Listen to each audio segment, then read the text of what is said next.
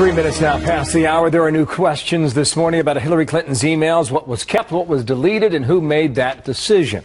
Yesterday, the former Secretary of State claiming that she only got rid of personal emails. At the end, I chose not to keep my private, personal emails.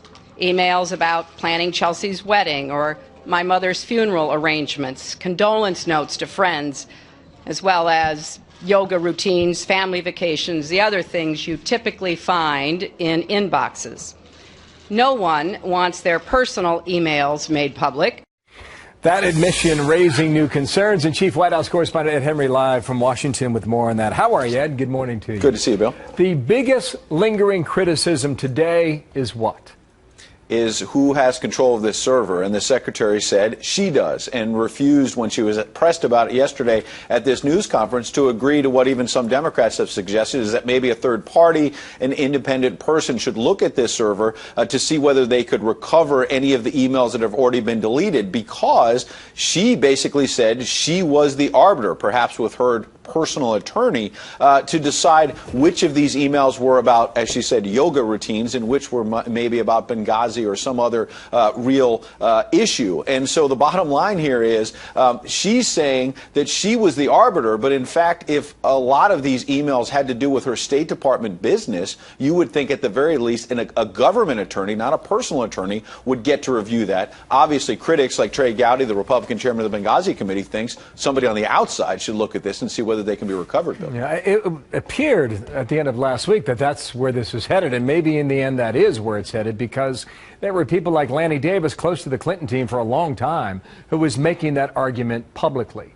What is her best defense moving forward, Ed? Well, look, you saw Democrats on Capitol Hill, various Democrats stepped up last night and said there's no there, and that once these emails are released by the State Department, which says it's going to take a few months to go through them, figure out if they're sensitive material, but eventually they're going to be on a website for the public to see, Democrats are saying at the end of the day, substantively, there's not going to be any major revelation about Benghazi or anything else. But again, what's in that server that we did not see? If she's the sole arbiter, that's a big question. There's also contradictions. I mean, at one point she said the reason why this server, she's the arbiter of it, is there was private communications between her and her husband, the former President Bill Clinton. Well, as you know, his office has told the Wall Street Journal in the last couple of days that Bill Clinton does not use email.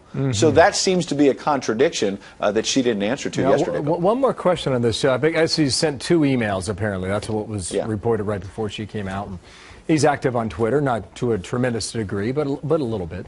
What is your sense about when the next page is turned on this story?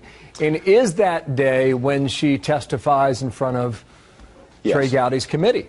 I see 2 big moments coming up, which is going to be when does she testify to Trey Gowdy's committee, where she'll get perhaps even tougher questions, and also when the State Department releases these. Again, they say that might be months.